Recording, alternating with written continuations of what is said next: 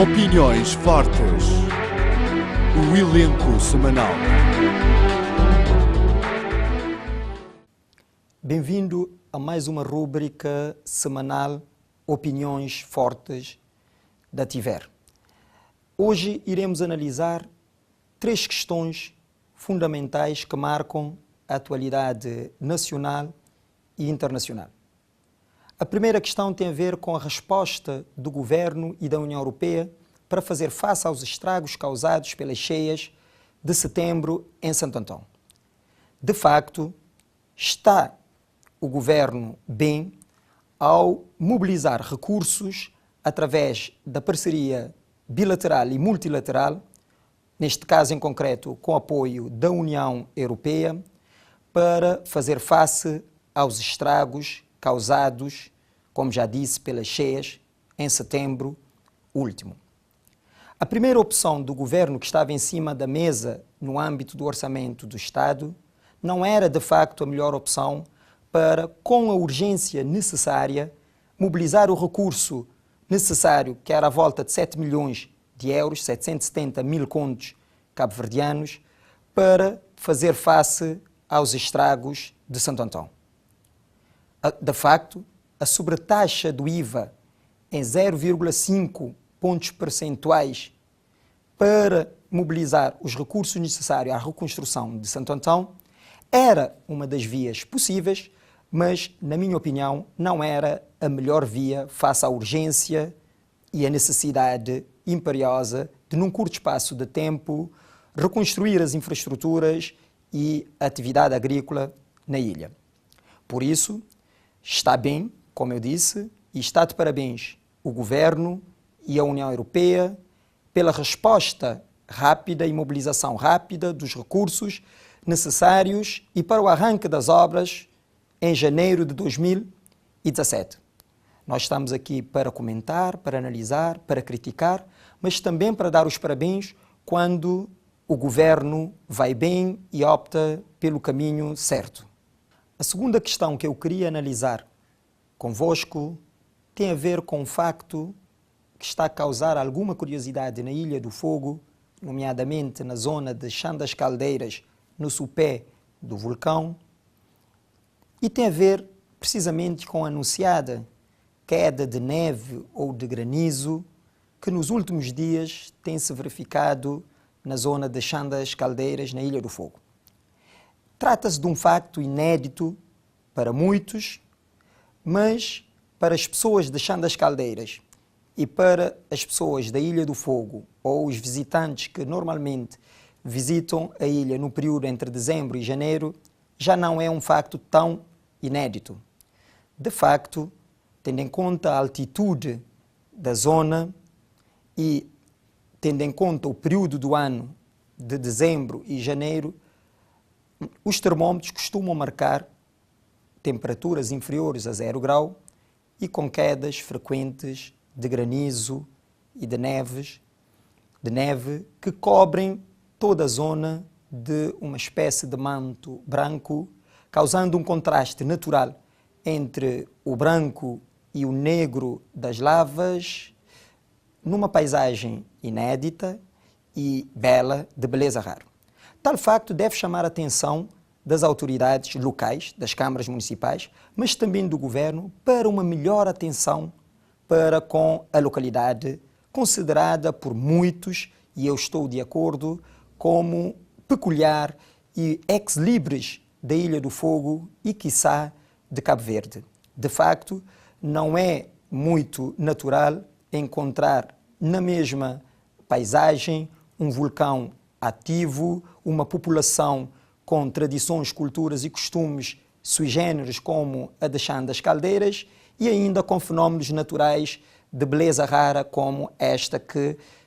a população tem vindo a assistir nesses últimos dias. Chamamos a atenção do Governo, das autoridades locais, para uma melhor atenção e um melhor trabalho à volta do turismo da Ilha do Fogo, com especial incidência e centralidade a partir de Chão das Caldeiras.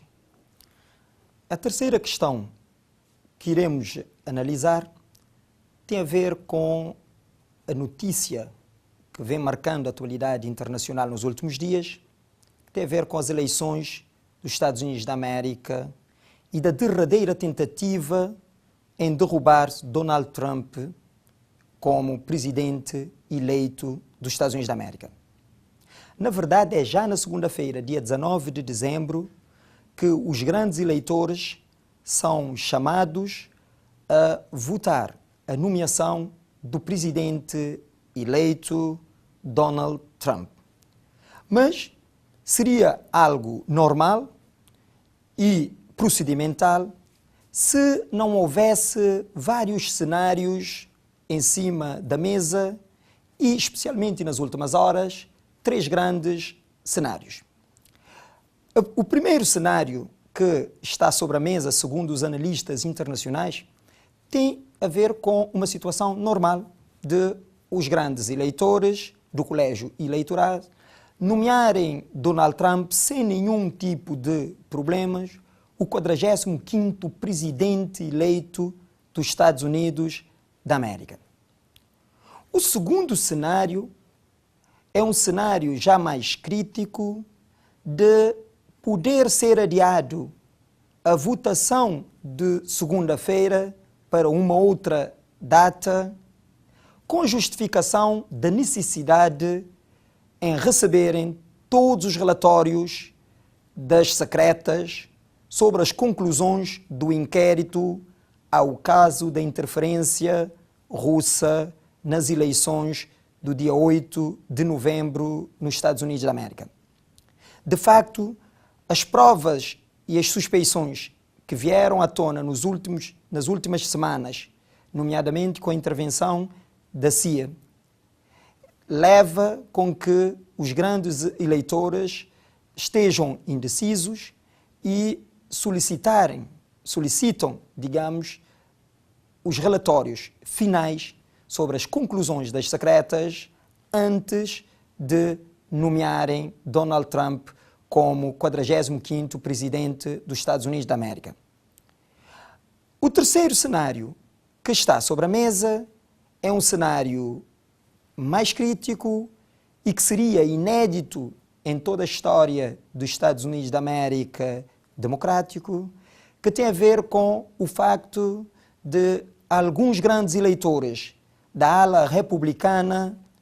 estarem a cogitar e a possibilitar a invocação da objeção de consciência para bloquearem a nomeação de Donald Trump como presidente eleito dos Estados Unidos da América. Na verdade, esses grandes eleitores afetos à ala republicana cogitam bloquear a nomeação de Trump, invocando a objeção de consciência, mas o que está por trás deste cenário tem a ver com a percepção de alguns grandes eleitores republicanos de que Donald Trump não estará preparado para a função de presidente dos Estados Unidos da América. Já alguns já vieram à praça pública dos grandes eleitores invocando a objeção de consciência, afirmarem que irão votar contra o sentido de voto dos seus estados, mas para que o bloqueio se efetive,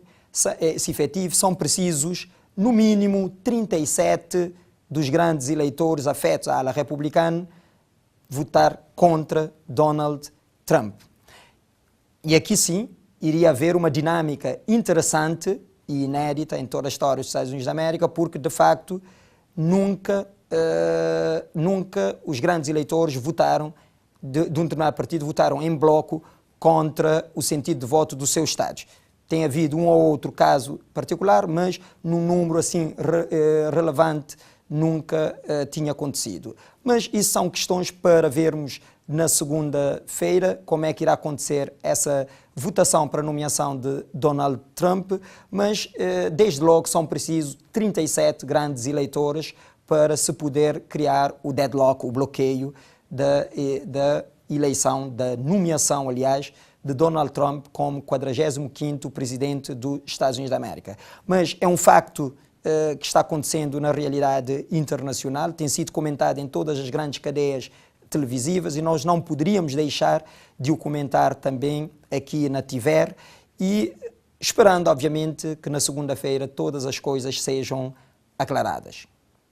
Eram estas as questões que queria aqui analisar convosco. A questão da celeridade e tempestividade na resolução dos problemas de Santo Antão. A questão inédita na Ilha do Fogo da queda de neve e granizo que vem cobrindo toda a zona do vulcão de um manto branco.